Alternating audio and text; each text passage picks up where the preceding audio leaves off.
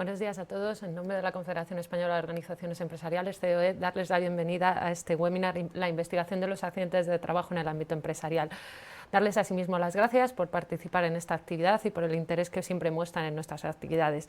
Un agradecimiento especial quería transmitir a nuestros ponentes de hoy, Francisco José Martínez Montesinos y Carmelo López Gómez.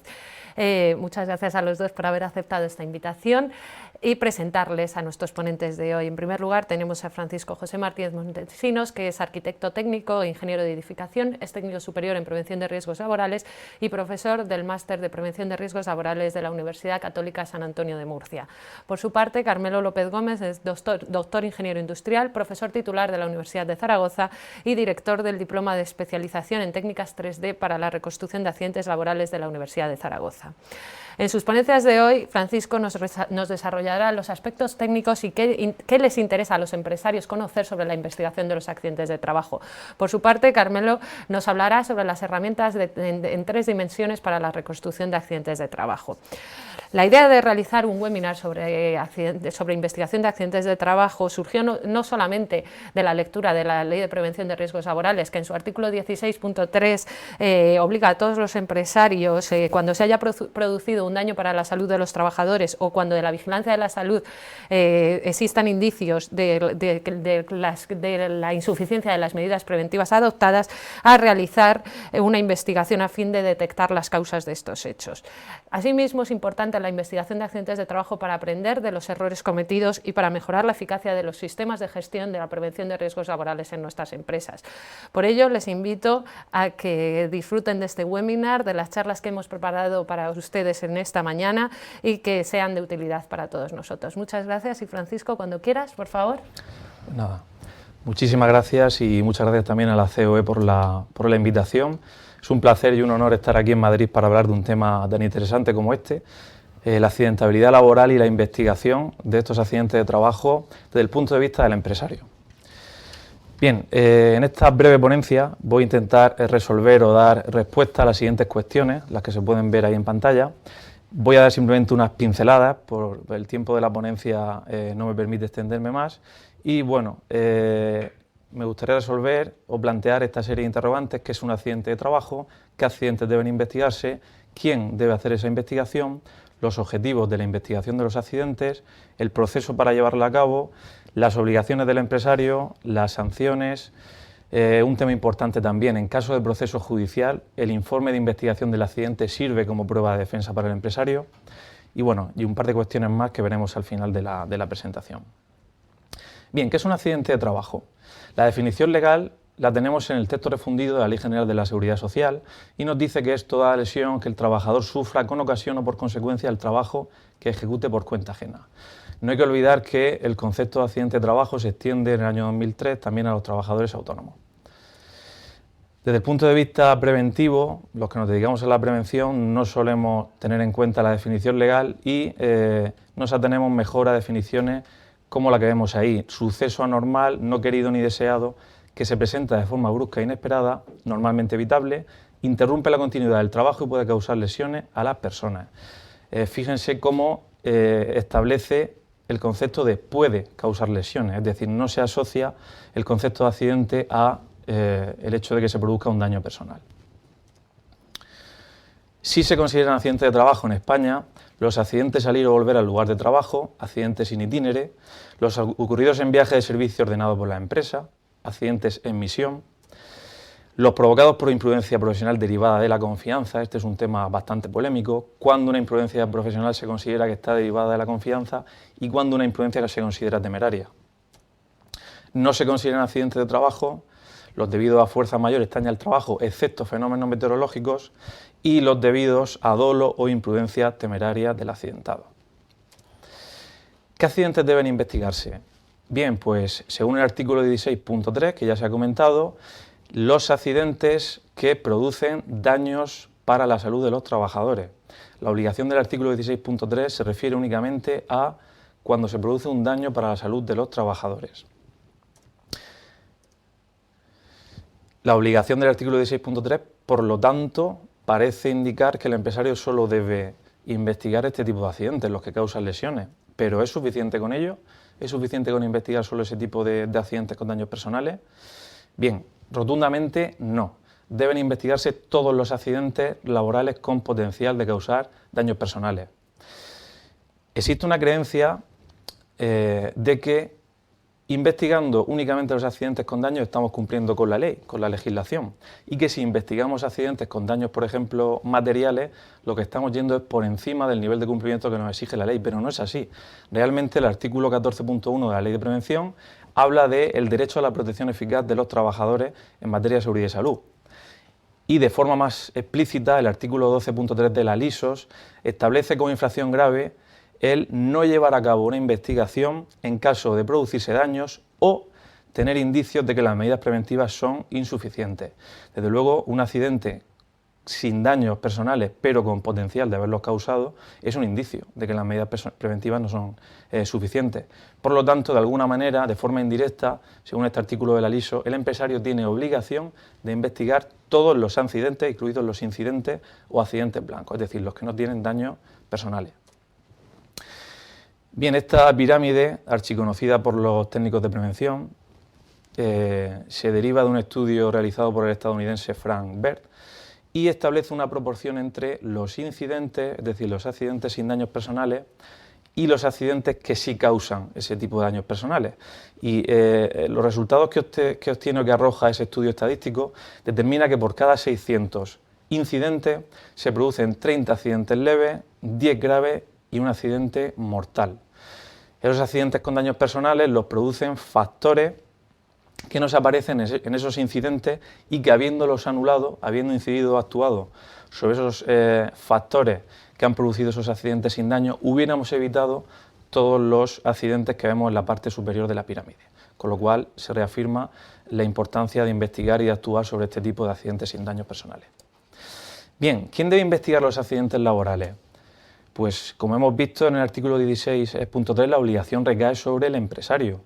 Ahora bien, lo lógico, lo habitual, es que el empresario se apoye en su servicio de prevención para realizar la investigación.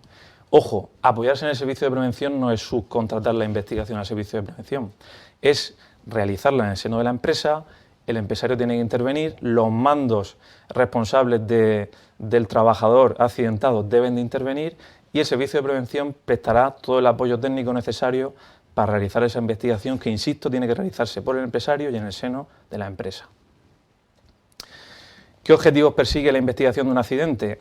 En primer lugar, conocer el desarrollo de los acontecimientos, es decir, qué ha pasado. Muchas veces no está claro qué ha sucedido, se pretende averiguar qué ha ocurrido, cómo se ha producido el accidente. Determinar el porqué de lo sucedido, es decir, las causas que han dado lugar a ese accidente, y hablo de causas en plural porque nunca un accidente va a estar provocado por única causa, siempre van a ser un conjunto de causas las que generen o den lugar a que se desencadene un accidente.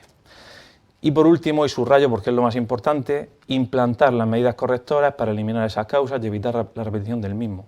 Es decir, ese es el objetivo fundamental de una investigación. Obtener una serie de medidas para evitar que ese accidente se vuelva a repetir igual o parecido. ¿Cómo se lleva a cabo la investigación de un accidente? Bien, no existe un procedimiento único, no existe un procedimiento o no hay ningún método reglado de carácter obligatorio, con lo cual cualquier método es válido, siempre y cuando se consigan los objetivos. Aún así, cualquier método de los que voy a exponer ahora para investigar un accidente que se utilice, al final tiene que constar de esas 5 etapas, que tienen que estar presentes sí o sí en cualquier tipo de investigación de accidente. Una primera parte de toma de datos, una segunda parte de integración de esos datos para intentar recomponer el accidente y averiguar qué sucedió. Una determinación de las causas, es decir, por qué sucedió ese accidente, seleccionar, importante, las causas principales. ¿Cuáles son esas causas principales? Ahora ahondaremos, pero ya adelanto que son las que si se eliminan se evita la producción o repetición de ese accidente. Y por último, una ordenación de las causas para priorizar las medidas correctoras, es decir, todas las medidas correctoras o preventivas que se derivan de una investigación de accidente seguramente no puedan implantarse todas de golpe, pues vamos a ordenar por orden de prioridad esas causas para actuar sobre ellas de una manera racional y estableciendo un orden de prioridad. Bien, investigar un accidente es un proceso de cierta complejidad analítica, por ello lo de apoyarse en el servicio de prevención para realizar esta labor. Existen algunos métodos que recogen algunas publicaciones para ordenar ese proceso de investigación del accidente. El más famoso es el método del árbol de causa, recogido en una NTP, en una nota técnica de prevención, la 274, y consiste, y ya veremos que todos los métodos al final se basan en algo muy parecido o en lo mismo, retroceder desde el hecho último, desde el accidente, pasando por las causas inmediatas, que son las causas evidentes, las causas que aparentemente o que observamos con claridad que han producido el accidente, pasando por ellas, llegar hasta las causas básicas, que son las causas origen, las que han desencadenado una serie de sucesos que acaban en el accidente. Derivado de ese retroceso, desde el accidente hasta las causas básicas, pues se elabora un árbol, como veis ahí en la imagen. Existe también un método un poquito más sencillo, el del análisis de la cadena causal, en el que igualmente se va retrocediendo desde la columna derecha de pérdida y lesiones, es decir, el hecho último, pasando por el incidente o accidente en concreto, causas inmediatas, causas básicas y llegamos a las medidas correctoras. En este método ese retroceso se elabora o se realiza de manera lineal, como se puede ver, obteniendo una columna única por cada ítem que estamos estudiando. El método SCRA, síntoma, causa, remedio y acción, se basa en determinar unos síntomas, que en realidad son los hechos, es decir, qué ha pasado, obtener la causa repitiendo 5 veces la pregunta ¿por qué?, ¿por qué?, ¿por qué?, hasta encontrar la causa raíz, que suele estar aproximadamente en la 5ª pregunta, establecer un remedio, que son básicamente las soluciones, las medidas preventivas, y con esas medidas establecer un plan de acción en el que se prioricen y se establezcan plazos para implantar esas medidas. Y bueno, aquí en este pequeño ejemplo podemos observar pues, el listado de síntomas, qué, quién, dónde, cuándo y cómo, las causas en las cuales se va retrocediendo desde la causa inmediata hasta la causa básica, preguntando por qué. Choque con un árbol, ¿por qué? No responden los frenos. ¿Por qué? Porque hay una fuerte pendiente. ¿Por qué? Vía alternativa auxiliar. Se va retrocediendo hasta llegar a la causa última, también denominada causa básica. Y por último, el método del diagrama de Ishikawa, también se conoce como el diagrama de espina de pescado, por la forma tan peculiar que tiene ese diagrama. Y este método consiste igualmente en retroceder desde el accidente hasta las causas básicas, pero agrupando las causas en 4 categorías. Causas determinadas o relacionadas con los equipos, causas relacionadas con las protecciones, causas relacionadas con el factor humano, con la persona, y causas relacionadas con el método, es decir, los procedimientos de trabajo. Bien, como veis, todos los métodos coinciden en definitiva, en el proceso a seguir. Retrocedo del accidente a las causas básicas. ¿Qué es una causa básica y una causa inmediata? Ya lo hemos adelantado. Causa inmediata es el hecho evidente, el último, lo que se aprecia claramente. Pero detrás de eso hay una serie de causas básicas que están un poquito más escondidas y hay que llegar hasta ellas realizando una investigación profunda. ¿Sobre qué causas hay que actuar de manera prioritaria? Pues sin duda sobre las causas básicas. ¿Por qué? Porque si desaparecen las causas básicas, no se llegan a producir nunca esas causas inmediatas, esas causas últimas que han dado lugar al accidente. Aquí se puede apreciar una relación no exhaustiva, hay muchas más, de causas inmediatas. Se suelen agrupar en actos inseguros, es decir, comportamientos realizados por el trabajador que dan lugar a un factor de riesgo. Trabajar sin autorización, no dar aviso, anular dispositivos de seguridad, usar equipos defectuosos, todo lo relacionado con el factor humano. Pero obviamente detrás de eso hay un porqué. Si un trabajador usa un equipo un equipo defectuoso, pues ¿por qué está usando ese equipo defectuoso? Es decir, hay que ir un poquito, retroceder, ir un poquito más allá para llegar hasta las causas básicas. Condiciones inseguras, pues son causas inmediatas, en este caso relacionadas con los equipos de trabajo, la falta de protección, como puede ser falta de orden y limpieza, peligro de proyecciones, poco espacio, condiciones ambientales peligrosas, etc. Cuando hablamos de causas básicas, hablamos también de factores personales, falta de conocimiento o de capacidad. Eso quizá no es tan evidente. Un trabajador que no está lo suficientemente formado no es algo que se aprecia a simple vista cuando se produce un accidente. Hay que investigar, hay que obtener todos los cursos y los certificados de formación de los que dispone ese trabajador para averiguar si realmente estaba formado. Hay que averiguar si esa formación realmente tenía un aprovechamiento, si fue entendida por ese trabajador. Cuando un trabajador está falto de motivación y esa falta de motivación está relacionada con la desencadenación del accidente, ¿por qué esa falta de motivación? Es decir, son siempre causas sobre las que se puede ahondar y de hecho debe realizarse en una investigación para llegar al origen de la cuestión. Factores de trabajo. Son factores relacionados con el medio ambiente de trabajo, falta de normas de trabajo, falta de procedimientos de trabajo, diseño inseguro de máquinas y equipo, ojo ahí con la responsabilidad del fabricante de esas máquinas y de esos equipos, hábitos de trabajo incorrectos, etc. Un ejemplo práctico, por ejemplo, este trabajador que está con una radial cortando pues un material pétreo, le clava una partícula en el ojo, ¿vale? Se desprende una partícula proyectada en esa operación de corte y se le clava en el ojo al trabajador. ¿Cuál es la causa inmediata? Pues obviamente la ausencia de protección personal. El trabajador no lleva gafas de protección, la causa inmediata está clara. ¿Cuál es? Pero tenemos que preguntarnos por qué el trabajador no llevaba las gafas de protección en ese momento. Bien, pues aquí aparece una serie de causas básicas que pueden estar detrás de esa ausencia de protección. El empresario no le ha entregado la protección individual, el trabajador se ve sometido a una presión para que termine pronto el trabajo y realmente esa presión le hace no utilizar correctamente las protecciones, el trabajador no está formado y no sabe que tiene que utilizarlas, etc. Bien, para realizar la investigación y plasmar toda la información obtenida en el proceso, podemos apoyarnos, y es recomendable apoyarnos en formularios, sobre todo para evitar no olvidarnos de algunos datos que pueden ser importantes. Existen diversas publicaciones donde aparecen formularios y modelos para la investigación de un accidente, incluso alguna nota técnica de prevención, pero está un poquito desfasada, por eso he preferido no recomendarla. Y personalmente, de todas las que he podido consultar, la ficha o el modelo incluido en el manual para la investigación de accidentes de Osalan, bueno, es bastante recomendable y para un empresario bueno, que no tenga un modelo a su disposición, pues le recomiendo que lo tenga en cuenta. Algunas recomendaciones para realizar la investigación de un accidente. Primero, realizar la investigación inmediatamente tras el acontecimiento, lo más rápido posible.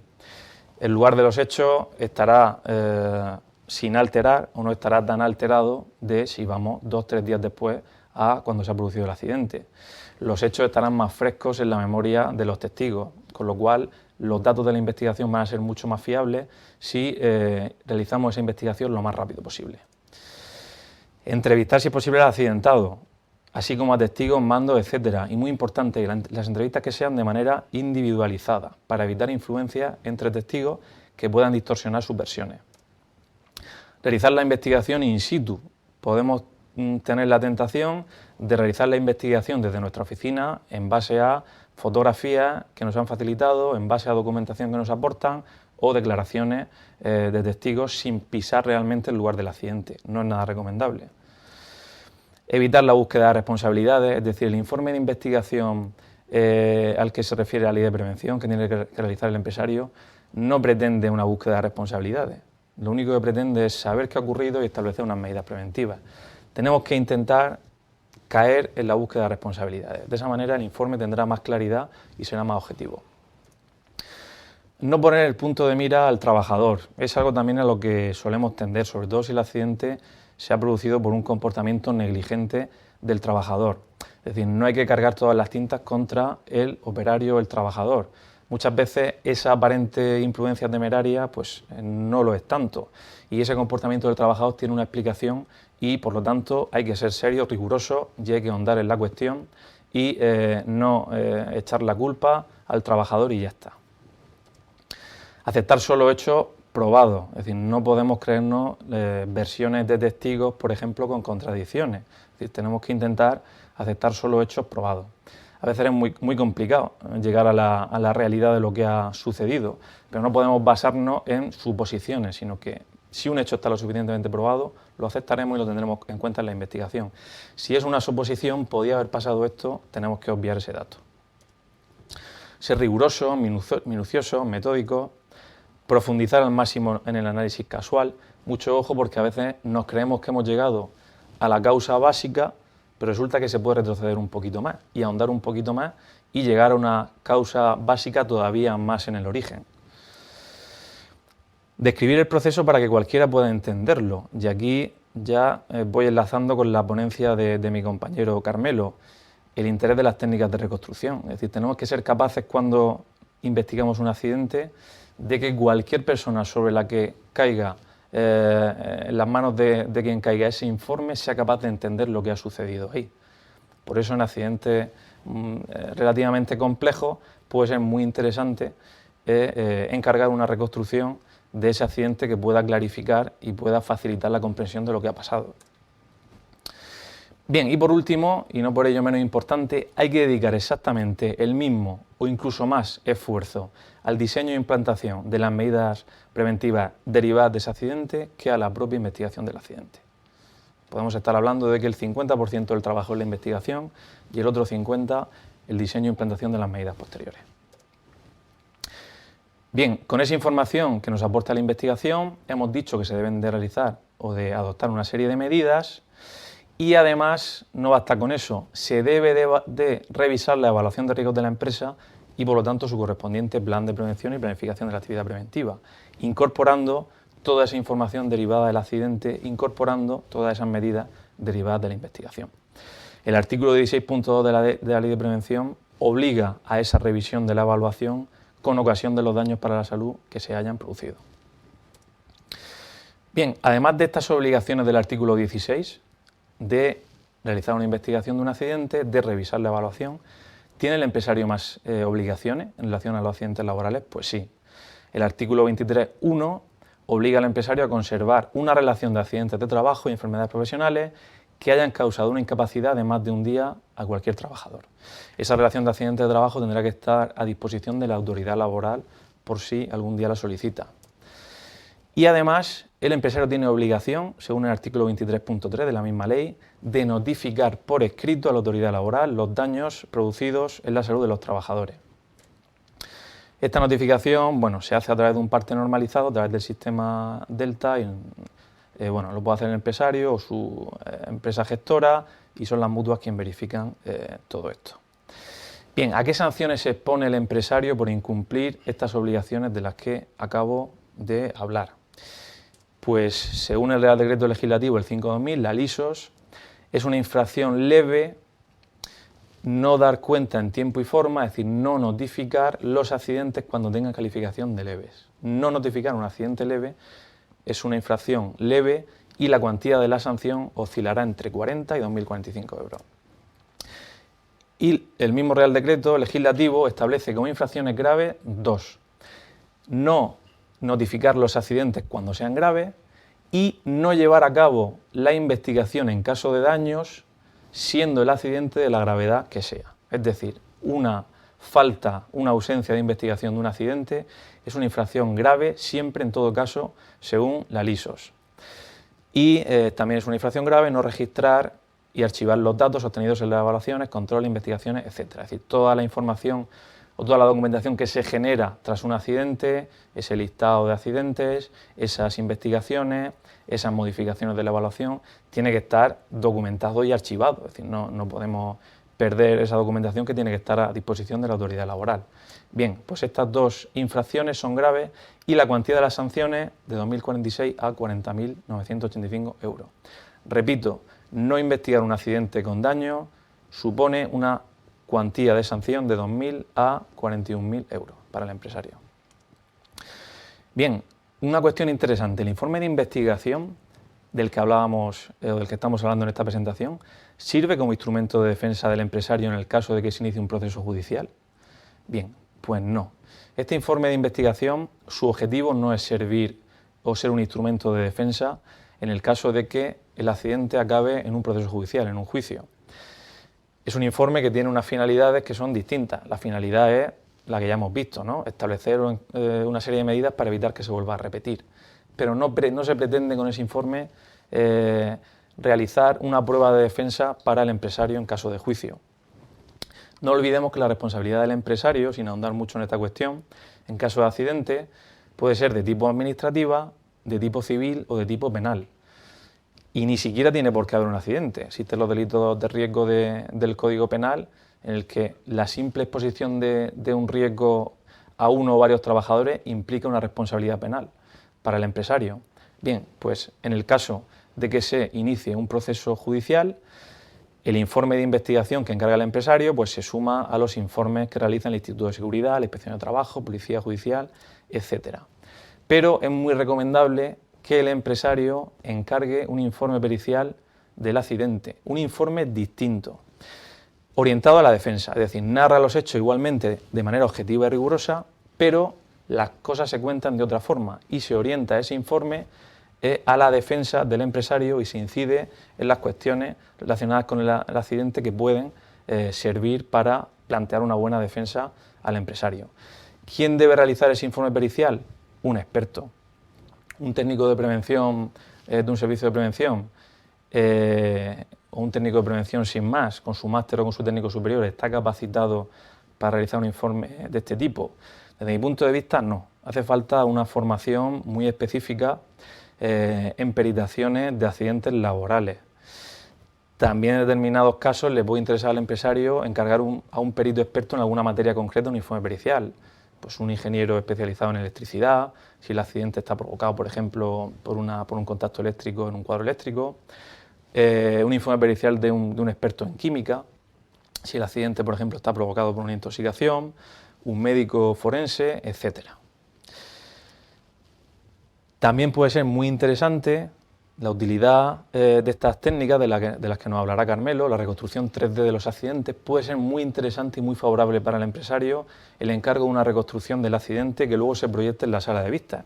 Muchas veces el problema con el que nos encontramos empresarios, técnicos, etcétera, es que jueces y fiscales no entienden realmente cómo se ha producido el accidente, porque se utilizan a lo mejor conceptos de los que desconocen, o equipos de trabajo han intervenido en el accidente, los cuales pues, son muy específicos y no son realmente capaces de entender bien qué ha pasado, y una reconstrucción proyectada en una sala de vista pues despeja muchísimas dudas y provoca que todas las personas que están en la sala, incluido el juez, sobre todo el juez, que es quien nos interesa, entienda realmente cómo se ha producido el accidente, lo cual puede ser muy favorable para el empresario. Bien, en 20 segundos hacer referencia para los técnicos que puedan estar interesados en formarse específicamente en peritaciones de accidentes laborales, este máster que es inédito en España, que organiza IMF con la Universidad Camilo José Cela y ofrece toda la formación necesaria, es un máster universitario, para realizar peritaciones de accidentes laborales. No hay que olvidar que no hacen falta únicamente conocimientos en prevención, que si se tienen mejor, si se es técnico intermedio o superior, previo a realizar una formación de este tipo, muchísimo mejor.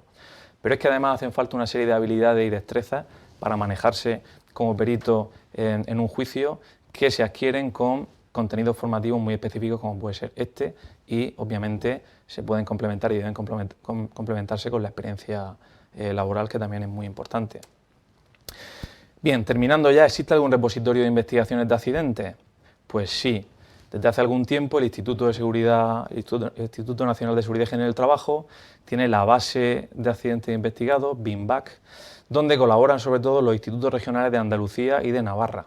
Ahí se van colgando, obviamente respetando la protección de datos, una serie de investigaciones de accidentes laborales reales, los cuales se pueden descargar, se pueden consultar y podemos adoptar medidas para evitar que se reproduzca en nuestro centro de trabajo incluso antes de que tengamos constancia de que pueden producirse por un accidente en nuestro propio centro, con lo cual es muy interesante que los empresarios y los técnicos, sobre todo de las empresas, pues vayan echando un vistazo a los diferentes accidentes que ya se han ido produciendo y sobre los que podemos adoptar medidas ya antes de que se produzcan en nuestros centros de trabajo. Y por último, hacer referencia al convenio de colaboración, uno de los 3 convenios que se ha firmado en la región de Murcia, con la Consejería de Presidencia, participando el Instituto Regional de Seguridad en el Trabajo y la Inspección de Trabajo. Con estos convenios que se han impulsado desde la Dirección General de la Inspección de Trabajo a nivel nacional, lo que se pretende es que la información tan valiosa de los accidentes de trabajo, que por desgracia pues está cogiendo polvo en las estanterías de los diferentes institutos que los han investigado, pues desempolvar, recuperar esos expedientes de investigación, ponerlos encima de la mesa, que los colectivos, en este caso el Colegio de Aparejadores y Arquitectos Técnicos, colabore aportando su punto de vista y en última instancia, si es posible, reconstruir el accidente, si es posible con técnicas en 3D, como las que explicará Carmelo, para posteriormente darle difusión mediante publicaciones, jornadas, etcétera. El convenio se ha firmado hace muy poquito, tiene fecha de mayo, hemos tenido solo una reunión para trabajar el tema y bueno, el tema está empezando y esperamos que sea bastante fructífero. Pues nada más, muchas gracias y cedo la palabra a mi compañero Carmelo. Muy bien, muchas gracias. Después de esta disertación me gustaría, en primer lugar, extender mi agradecimiento a esta oportunidad que se brinda para presentar una pequeña disertación sobre lo que podríamos utilizar para hacer reconstrucciones de accidentes laborales. Soy profesor de la Universidad de Zaragoza y en nuestra universidad se realiza un estudio propio sobre este tema que hemos realizado en conjunto con varias instituciones, organismos y empresas, y lo que les voy a hacer es una pequeña presentación sobre algunas de las tecnologías que pueden ser utilizadas para este tipo de resolución de eventos. Voy a comenzar la presentación con una definición de lo que podrían o de lo que entendemos nosotros acerca de lo que es una reconstrucción de un accidente. Voy a hacer una lectura porque merece la pena hacer algún comentario. Una reconstrucción de un accidente laboral es en suma una recreación visual de un evento en el que intervienen seres humanos con el objeto de facilitar la interpretación de lo acaecido, su documentación o el estudio de las hipótesis que se puedan formular para explicarlo.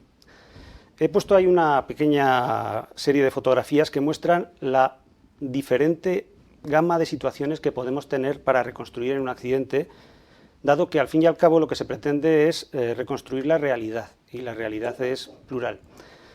Lo que sí que es cierto es que tenemos que enfrentarnos a situaciones en las que podemos tener que reconstruir una situación de una explosión, podemos tener que reconstruir cómo está vestida una persona porque puede tener algún problema ese vestuario para que esa persona tenga algún tipo de contingencia, tenemos casos recientes dentro de nuestra historia, o simplemente tenemos que ver qué es lo que ha pasado cuando una persona ha utilizado una maquinaria o que simplemente se ha caído desde un edificio. Por tanto, tenemos una situación muy variada. Nuestra experiencia proviene de un estudio que hicimos en el año 2008 de la reconstrucción de un accidente laboral. Es importante remarcar el hecho que para hacer este tipo de trabajos, la verdad es que nosotros tenemos que empezar a trabajar cuando existe un estudio, una peritación, un trabajo de investigación del accidente en el que la información de todo lo que ha ocurrido está perfectamente clara. La información geométrica, existen croquis, existen fotos, existe una serie de material documental e incluso existe algún guión que establece qué es lo que ha pasado realizado por un técnico de prevención de accidentes laborales. Entonces comienza el trabajo de reconstrucción. Este accidente que aparece aquí se desarrolló, repito, en el 2008 y dio origen a una publicación en un congreso de ingeniería de proyectos del que se partió con un informe muy escueto a base de fotografías, un informe verbal de lo que había ocurrido y puramente una serie de croquis del lugar donde había pasado. Lo doy como ejemplo de que en ocasión lo que se pretende, más que explicar exactamente lo que pasaba, lo que nos pidió la persona que quería hacer la reconstrucción es analizar una serie de hipótesis de lo que podría haber pasado para que el resultado final fue el que pasó. Se hizo esta reconstrucción. Muy bien. A partir de ahora voy a mostrar una serie de imágenes y lo que voy a pretender es dar en cada una de ellas una idea clara. La primera idea que quiero dar es que para hacer una reconstrucción de un accidente no existe ninguna herramienta específica. Hay que tomar lo que en el momento dado se necesita. No obstante, ahí pongo el ejemplo de que existen intentos para hacer reconstrucciones de casos de siniestros. En el tema de criminalística existen algunas aplicaciones que pretenden fundamentalmente ver qué ha pasado en un evento criminal, sobre todo analizando cuáles son las trayectorias de las posibles de las balas que ha habido, si es que ha habido un accidente, perdón, un uso de armas de fuego. A continuación voy a ver una serie de alternativas que existen a la hora de escoger herramientas que puedan reconstruir algo. La primera alternativa que tenemos los ingenieros cuando hacemos un análisis, una simulación de algo, son las herramientas visuales para poder analizar, calcular cómo va a pasar o qué va a pasar cuando tenemos un objeto o una maquinaria que sufre una solicitación, un esfuerzo o una contingencia.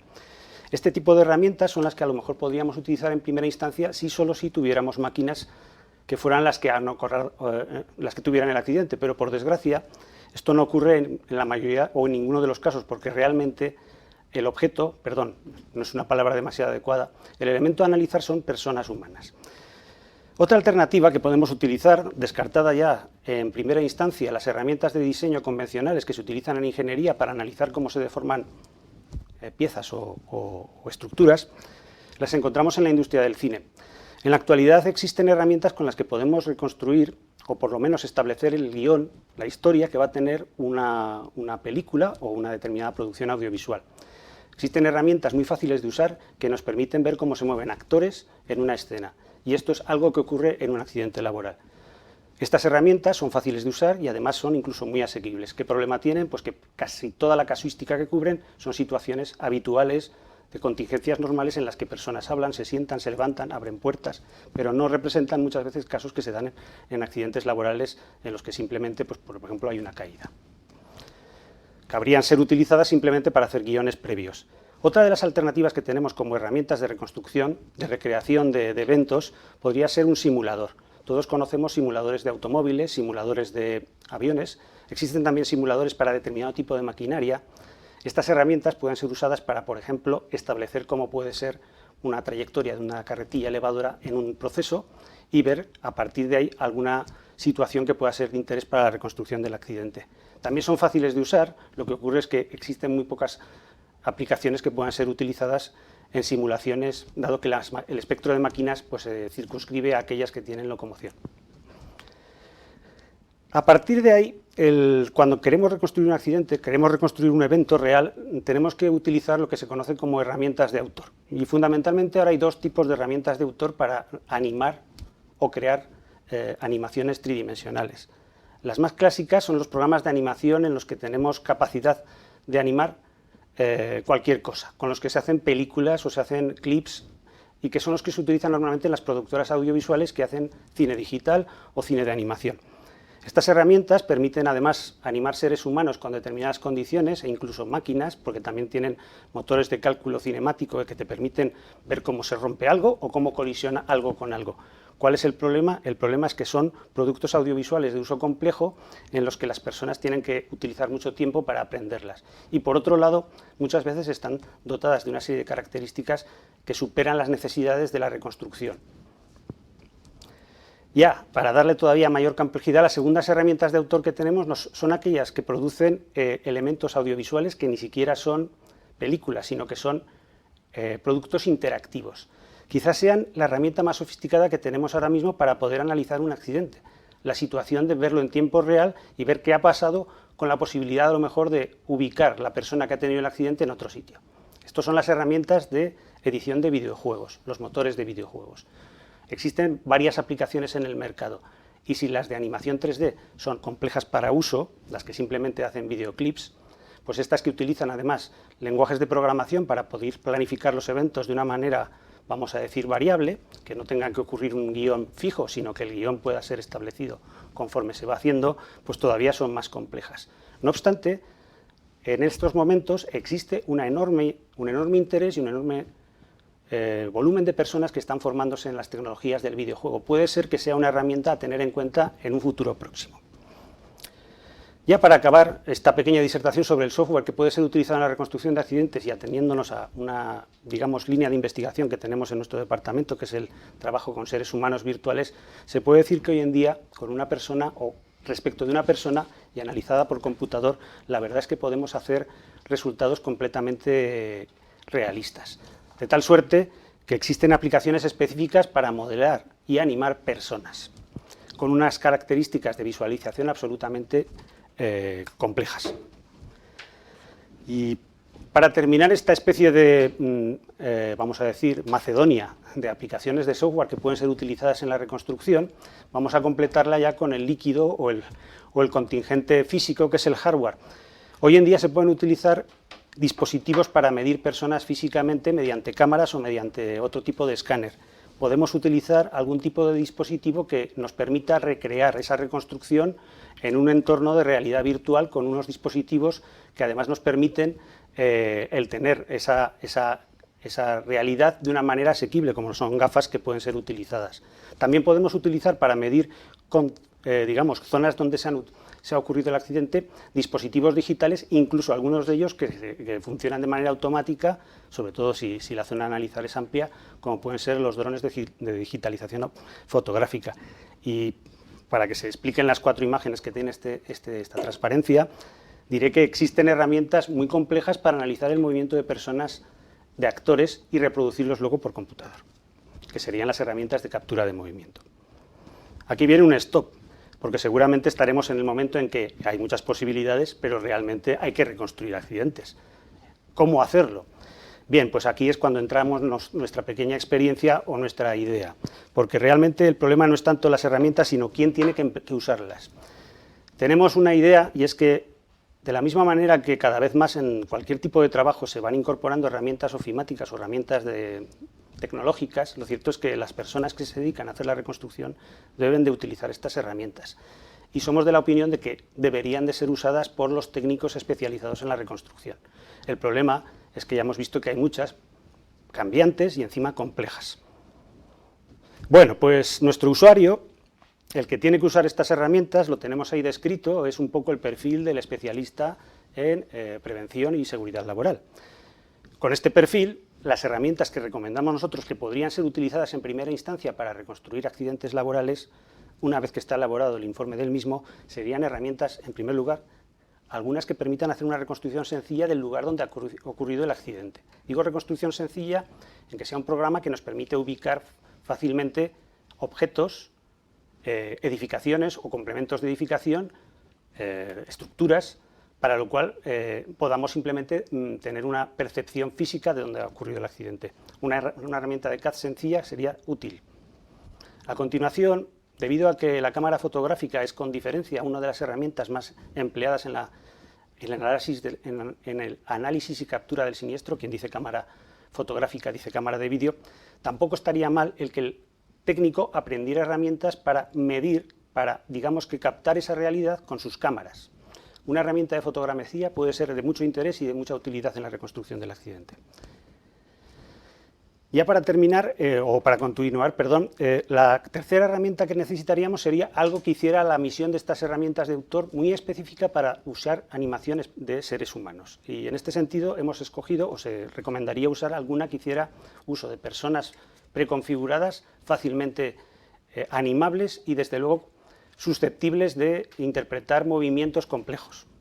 Una herramienta además que fuera fácil de aprender y sobre todo asequible al técnico, con la que se pudiera hacer animación de maquinaria y animación de seres humanos. Y todo ello con alguna posibilidad de sacar esta información en un entorno amigable que pudiera ser presentado en un foro, como por ejemplo en una exposición del accidente ante un determinado tipo de autoridad, en un juicio, etc.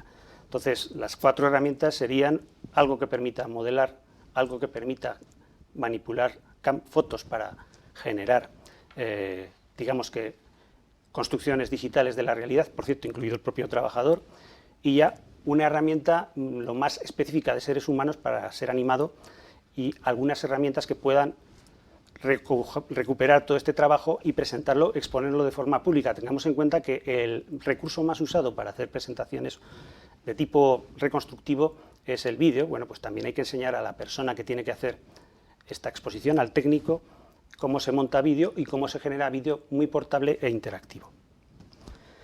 Bien, todo lo que les estoy enseñando, las 4 o 5 últimas transparencias, que no voy a volver a ellas por no tener que liar ni por complicar más la presentación ni alargarla, no han sido realizadas por el que les está hablando.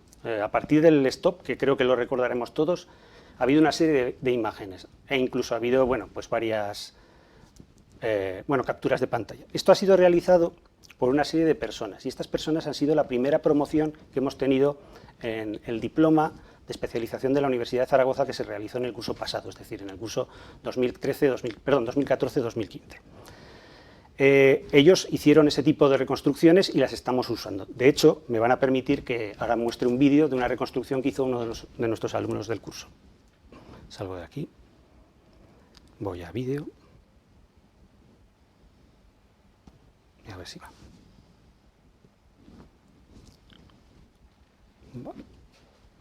Pues no veo. Ahora va. Muy bien. Es un vídeo breve, aproximadamente 1 minuto y medio, en el que se muestra una contingencia, un accidente laboral que realizó uno de nuestros alumnos con el conjunto de herramientas que les hemos expuesto. Básicamente, el objetivo de este vídeo era dar a conocer qué es lo que había ocurrido en el accidente, y viendo el vídeo se entiende perfectamente cuál es el problema que ha habido, y es que un trabajador ha adoptado una postura en un montacargas que ha conllevado, porque el manipulador al que tenía que acceder estaba en una posición inadecuada, a que tuviera un problema al ascender de piso. Bueno, pues este tipo de trabajo fue el que realizó un alumno, digamos que nuestro número 1 de promoción, con las herramientas que les enseñamos durante el diploma. Ahora voy a partir, cuando acabe el vídeo, que dura un poco más. Otro comentario, y es que fundamentalmente el alumno además debe de utilizar unas herramientas que puedan ser empleadas en su puesto de trabajo, que es una de las, digamos, de las consideraciones severas que ha tenido el análisis o el diseño de este curso. Es decir, que las personas usarán herramientas que tuvieran una configuración, unas herramientas de software que pudieran correr en configuraciones de hardware relativamente comunes a lo que es un ordenador doméstico o un ordenador de trabajo habitual. Muy bien. Vuelvo a la presentación para terminar.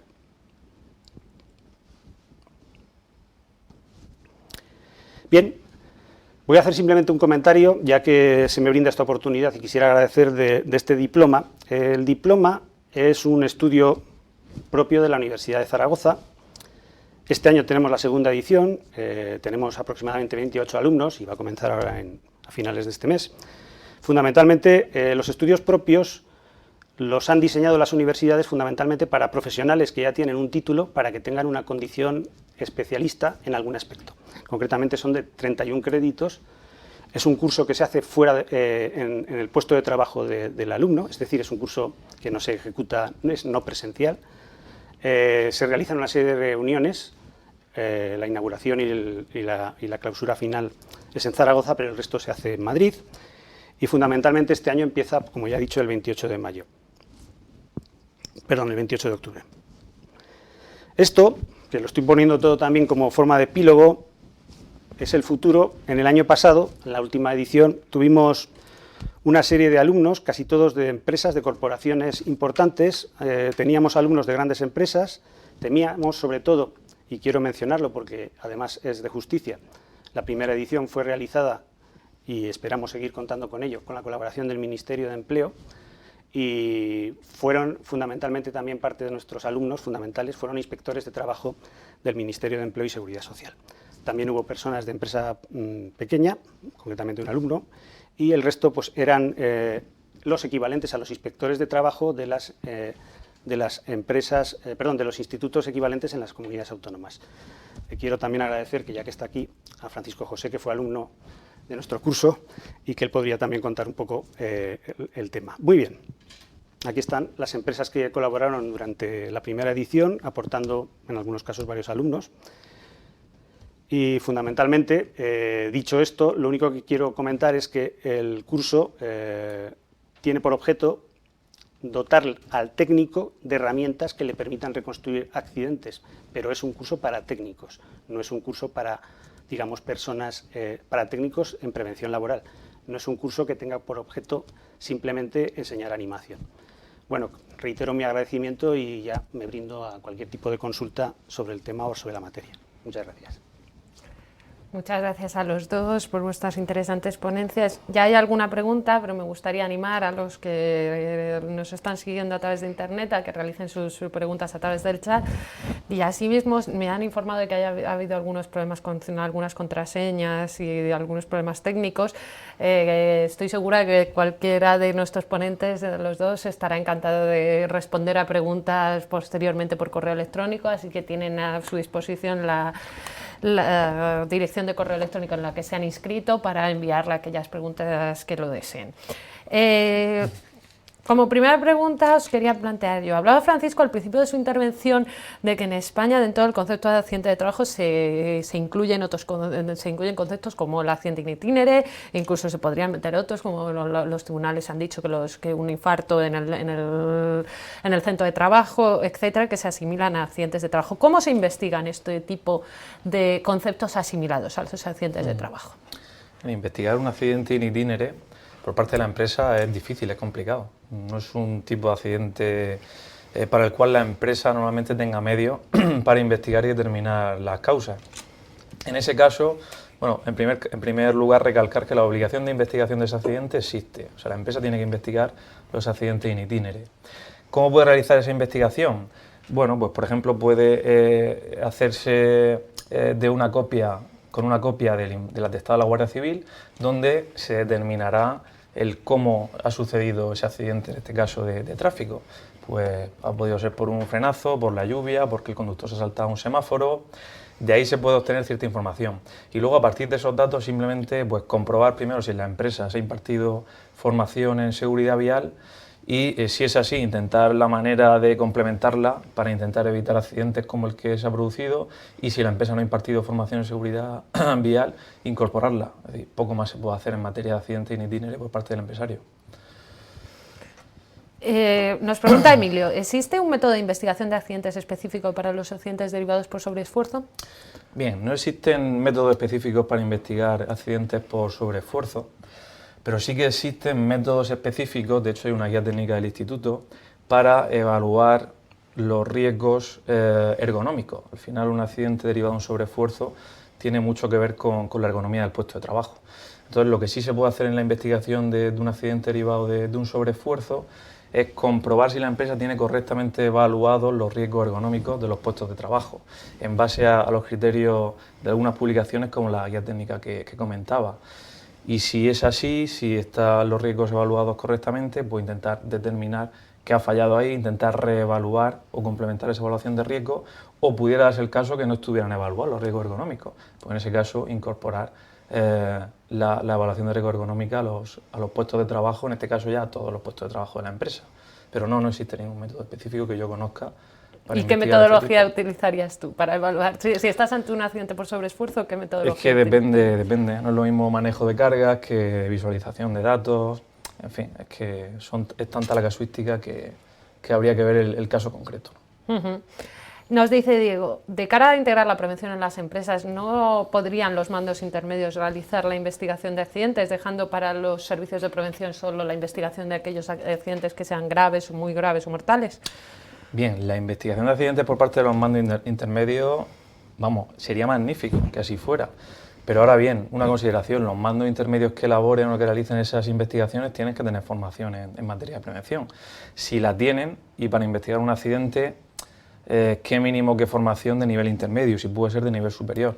Contando con esa formación, sin ningún problema en que ese informe de investigación se elabore en el seno de la empresa, y si se quiere recurrir al servicio de prevención para que aporte sus medios, perfecto. Pero si en la propia empresa se está capacitado y los técnicos o el personal que elabora la investigación está capacitado, no hay ningún problema en hacerlo. De hecho, sería lo ideal. Para ti esta pregunta, Carmelo, ¿tiene fiabilidad en un juicio, un peritaje o reconstrucción de un accidente de trabajo en 3D? Ahora es la frase tópica decir que es una buena pregunta. La situación que conozco personalmente, que fue la reconstrucción de este caso que hemos comentado del año 2008, fue que superó por completo a la parte jurídica, puesto que era innovador en aquel momento. Ahora quizás estén más acostumbrados. Lo cierto es que la validez que puede tener es la validez de entender las cosas mejor, y seguramente, que no se ha comentado suficiente, es la capacidad de poder documentar lo que ha ocurrido para que no vuelva a ocurrir otra vez. Entonces, claro, en un tema jurídico ya es más escabroso meterse, porque muchas veces entran contingencias que superan por completo la reconstrucción, pero bueno, aunque se hubiera hecho un dibujo también sería cuestionable. Entonces, obtener una fotografía en algunas ocasiones es ya de por sí bastante cuestionable. Simplemente las fotos hoy en día son totalmente manipulables. Con lo cual, bueno, pues ese es un poco el tema jurídico dentro de lo que es la reconstrucción. Es un pelín complejo. Lo que sí que es cierto es que los beneficios que se obtienen son secundarios, son primarios, si se atiene al tema de prevención, pero desde luego complejos en el tema jurídico. Entonces, ¿qué aconsejarías tú? ¿Realizar una reconstrucción en 3D con carácter preventivo? Esto es como, ¿no? como el paraguas en un día lluvioso, que es mejor llevarlo, aunque no te haga falta, que dejárselo en casa. Quiere decirse, una reconstrucción 3D puede ayudar, puede ser una causa, digamos, de apoyo, más que una causa definitiva, que seguramente pues habrá otras de más peso. En un tema, ya digo, de contingencia jurídica. ¿Cuánto tiempo puede llevar realizar una reconstrucción en 3D como la que hemos visto en la presentación? La pregunta es similar a la que le han hecho con el tema de los sobreesfuerzos. Depende en cada caso. Lo que sí que hay que hacer comprender a las personas es que muchas veces lo que puede ser una reconstrucción sencilla de algo que parece evidente en el mundo del ordenador es extremadamente más compleja que otras cosas. Por ejemplo, una caída sencilla de una persona que esté de pie es más fácil de reconstruir que, por ejemplo, levantarse de una silla y romperse un hueso. Porque evidentemente pues hay... Entonces, una reconstrucción, bueno, pues dependiendo del tipo de complejidad, un accidente laboral en la construcción con caída, bueno, pues puede estar el tiempo de ejecución en 2-3 semanas, 40 horas por semana. No obstante, nos interesa mucho este apartado para tener una herramienta que nos permita evaluar, más que nada para establecer criterios de costes y criterios racionales que puedan decirle a una persona, a una entidad o a un técnico cuánto cuesta una reconstrucción. Estamos elaborando una herramienta de análisis de tiempos. Lo que ocurre es que es un trabajo de investigación que vamos a publicar en un futuro próximo. Bueno, y voy a dar un poquito más de tiempo a ver si alguien se anima a plantear alguna pregunta. Y os quería preguntar, para alguien que no esté tan familiarizado con la informática, con el técnico en prevención, que es un técnico más tradicional, ¿cómo puede realizar una investigación utilizando herramientas informáticas, pero que sean sencillitas? Porque las que hemos visto de realización de videojuegos, pues pueden parecer, o por lo menos al principio, dar un poco de miedo, ¿no? ¿Qué aconsejáis? ¿Tú o yo? Bueno, yo que soy alumno del curso y, como dice Carmelo, lo he vivido. A ver, lo que puedo decir es que realizar una reconstrucción por parte de un técnico en 3D, una reconstrucción decente, con buen aspecto, es decir, es que se puede hacer una reconstrucción de cualquier manera y una reconstrucción bien hecha. Una reconstrucción bien hecha por parte de un técnico es algo bastante complicado y complejo. Es decir, requiere una especialización brutal. O sea, hay que dedicarse a eso en profundidad. Y me atrevería a decir que el curso de la Universidad de Zaragoza es solo el principio. Es decir, hay que seguir profundizando, seguir cogiendo prácticas, seguir investigando las herramientas.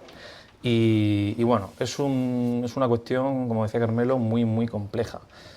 Por eso, otra opción que también barajamos, y yo por ejemplo la defiendo, es que sea el técnico el que dirija o el que esté supervisando ese trabajo de reconstrucción realizado por una persona con profundos conocimientos en informática, en animación y en estos programas tan complejos. Podría ser una opción para que el técnico participe en ese proceso de reconstrucción, pero que el trabajo, digamos, complejo de manejar esas aplicaciones la realiza una persona con conocimiento, no por nada, sino porque lo va a hacer mejor y en 10 veces menos de tiempo. Bien, la verdad es que es cierto todo lo que estoy totalmente de acuerdo. No obstante, hay que tener cierto optimismo de que la tecnología avanza cada día más y cada vez son más fáciles de usar determinadas herramientas. Se están popularizando en entornos ya incluso de portátil, o sea, de entornos móviles. Eso es lo que va a nuestro favor. Lo que cuesta hoy en día hacer un videojuego no es ni mucho menos lo que costaba hace algunos años. Y seguramente las herramientas que tendremos dentro de pocos años no las conocemos. Lo que sí que es cierto es que es imprescindible que la herramienta sea sencilla de usar. Y también es imprescindible, como él ha dicho, y si no lo remarco yo, el estar constantemente aprendiendo. Porque por desgracia, esto es como una especie de ola en la que uno tiene que subirse y si se baja le dejan tirado. Y este es un tema que también hay que tener cierta cultura de totalmente estar actualizándose. Pero creo, no obstante, que existe una importante batería de herramientas que pueden ser usadas por un técnico de prevención. La cuestión es saber integrarlas y efectivamente huir también un poco de la producción profesional, que eso queda por evidente. La producción audiovisual profesional es la producción audiovisual profesional, que está muy por encima de lo que puede hacer una persona con su trabajo diario en otros temas. No obstante, yo soy optimista en que tengamos cada vez herramientas más fáciles de usar por parte de los técnicos. Bueno, pues de nuevo, otra pregunta que acaba de entrar. La reconstrucción de un accidente de trabajo, ¿qué utilidad tiene a día de hoy? ¿Cuántas recreaciones se hacen en la prevención actual? Pues la verdad es que es un tema, no voy a decir difícil porque lo he dicho antes, pero lo cierto es que el problema de la reconstrucción de un accidente tenemos que tener en cuenta que tiene unas connotaciones severas. Quiero decirse que no se presenta en la red una reconstrucción de un accidente de forma tan sencilla como podríamos hacer un selfie, ¿me explico? Es decir, la gente no muestra los resultados de una reconstrucción porque puede haber contingencias que no deban de ser mostradas, puesto que lleva un determinado tipo de trámite legal. No obstante, cada vez aparecen más. Lo que sí que quiero hacer una puntualización, que la reconstrucción de accidentes laborales es específica y es distinta de la reconstrucción de accidentes de tráfico, en donde sí que encontramos ya muchos casos en la red. No obstante, en temas de reconstrucción de accidentes laborales existen escasos. Ahora mismo, si uno busca en la red, en un buscador, sobre todo lo hacen con palabras castellanas, son encontrará menos, pero no se pueden encontrar más de una docena de casos. No se usa todavía. No obstante, estamos en el momento de decir, bueno, pues ya se usará. ¿Nos ponemos ahora o nos ponemos cuando ya se use? Bueno, pues a lo mejor ganamos algo poniéndonos ahora y no esperando a que se haya algo más común. Sobre la pregunta que hacía concreta de la utilidad, yo le veo dos utilidades fundamentales a la reconstrucción. En primer lugar, su utilidad en la formación, es decir, no cabe duda de que la información visual, la que nos llega a través de los ojos, pues cala mucho más y se entiende muchísimo mejor. Por lo tanto, a la hora de dar, por ejemplo, una charla de prevención a trabajadores, pues no es lo mismo contarle un determinado accidente que mostrárselo y que lo vean con sus propios ojos. Luego, la utilidad en la formación está, yo creo que demostrada. Y también la utilidad que hemos comentado como prueba, o mejor dicho, como decía Carmelo, como apoyo en un proceso judicial en el que no estén claras las causas del accidente o cómo se ha producido el accidente, y realizando una reconstrucción en base a hechos probados y fiables, pues todo el mundo en la sala puede hacerse una idea muy clara de cómo se ha producido el accidente, lo cual puede ayudar al juez a determinar las responsabilidades con mayor claridad. Pero es un tema que está empezando, es decir, que en un futuro pues esperamos que todo esto se vaya utilizando más, que las técnicas vayan facilitándonos un poco el trabajo, pero no cabe duda de que a día de hoy es un tema casi que desconocido.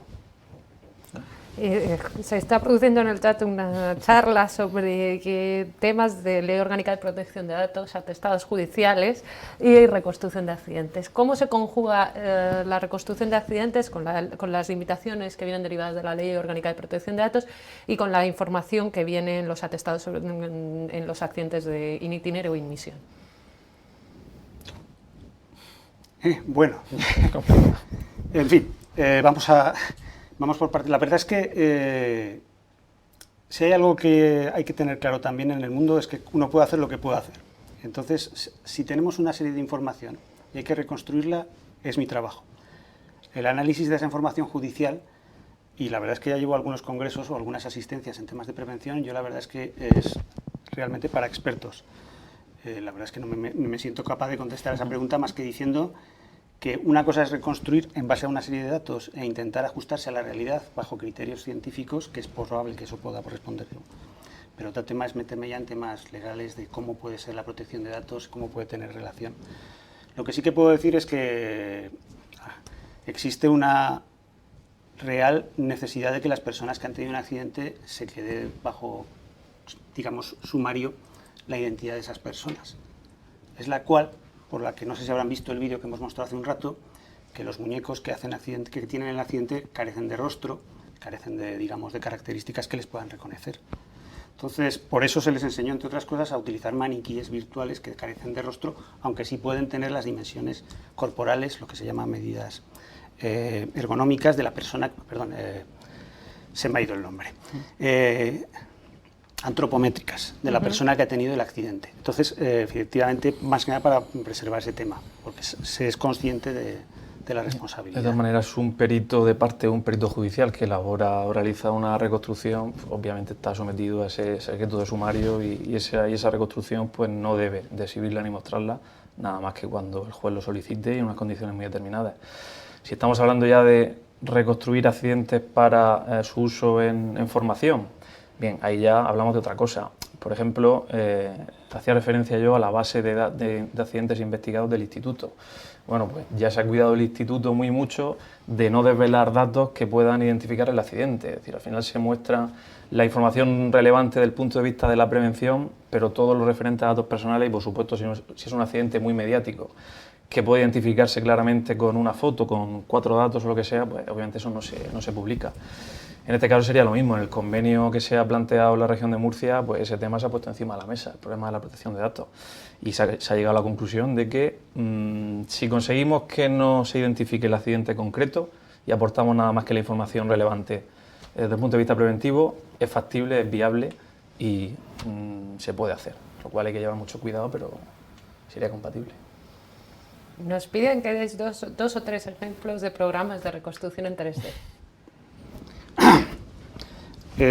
Aunque en el vídeo podía haber alguna referencia con nombres comerciales, la verdad es que una de las cosas que intento desde mi puesto universitario es no dar publicidad de software, pero no obstante, dependiendo de lo que cada uno quiera hacer, hay aplicaciones. Si uno quiere hacer una reconstrucción generalista utilizando personas animadas por computador, pues hoy en día existen programas que son los que se utilizan en la industria audiovisual. De los que decía yo, primera categoría, que concretamente los comercializa una empresa o líder mundial de productos 3D, que es Autodesk, y tiene pues Maya 3D Studio Max. Hoy en día se utilizan mucho por parte precisamente de algunos cuerpos de reconstrucción especializados que existen en nuestro país y al que hay que hacer un cierto tributo, que es concretamente la Guardia Civil. Utiliza estas aplicaciones pues, para hacer sus reconstrucciones cuando tienen que hacer la reconstrucción de un accidente de tráfico. Para hacer otro tipo de planteamientos ya en interacción, pues la verdad es que quizás sea demasiado innovador, pero también existen motores que están utilizándose ya hasta en los institutos, como pueda ser Unity. De hecho, es una herramienta que cada vez se emplea más para hacer videojuegos de todo tipo. La verdad es que no estoy remarcando nada, pero el hecho de educar con aprender qué ha pasado en un accidente es esencial. Y si hay que educar, hay que plantear posibilidades de qué pasaría si. Entonces, claro, necesitas de las de videojuego, no de las otras que simplemente hacen clips de una situación lineal. Eso pasa y punto. Lo podrás ver desde diferentes puntos de vista, con cámaras, con diferente tipo de iluminación, que por cierto la iluminación en un contexto de accidente puede ser hoy analizada con un análisis fotográfico de la iluminación.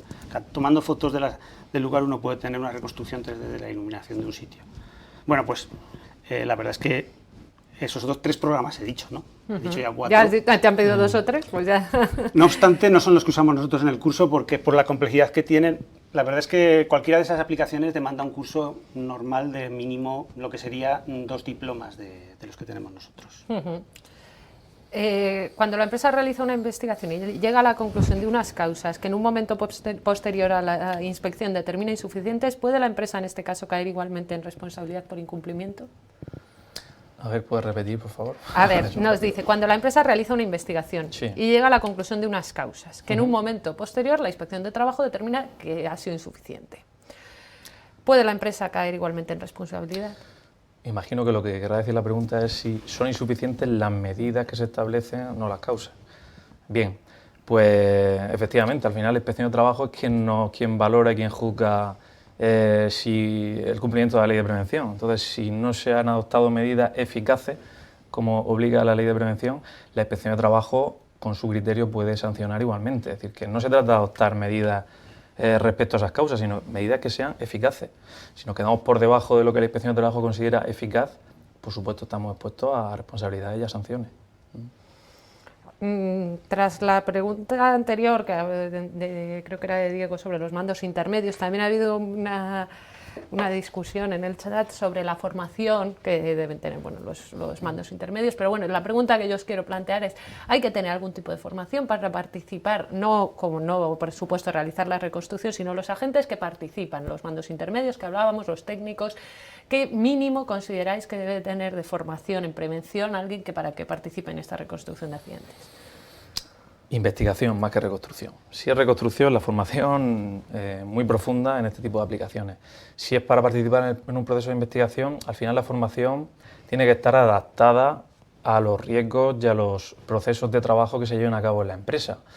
Si es una empresa con riesgos muy elementales y es un accidente el que estamos investigando muy elemental, pues yo que sé, una torcedura de tobillo, quizá con un nivel básico podría ser suficiente, es decir, eso no está establecido en ningún sitio. Desde mi punto de vista, prácticamente en todos los casos, el nivel intermedio, como mínimo, sería recomendable y, por supuesto, el nivel superior, muchísimo mejor. Es decir, no hay ninguna ley que establezca un contenido mínimo de formación, ni siquiera se requiere una formación. De hecho, la obligación de realizar la investigación se encomienda al empresario. Pero el sentido común y la propia tarea de investigación, en el que hay que poner en práctica conocimientos preventivos que tienen que estar adquiridos, pues determina que ese mando intermedio tiene que tener formación. ¿Cuál? Lo recomendable es superior. Si es intermedio, podría valer, y nivel básico en algunos casos, como he dicho, muy elementales, y bueno, y siempre también quedaría bajo el criterio de la inspección de trabajo, que sería en última instancia quien determinaría la formación mínima en cada caso. Bueno, pues con esto hemos acabado con el chat. Daros las gracias de nuevo por haber participado y animaros a seguir trabajando en esta labor de investigación desde las universidades en reconstrucción de accidentes de trabajo.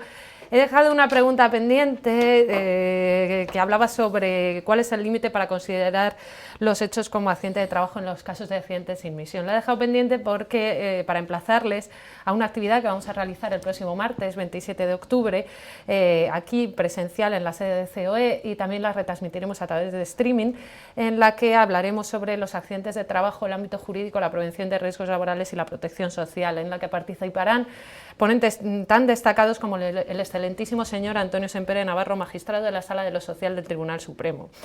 Sin más, y emplazándoles a esta actividad y dándoles de nuevo las gracias por participar esta mañana en este webinar, que reciban un saludo desde COE. Muchas gracias. Muchas gracias.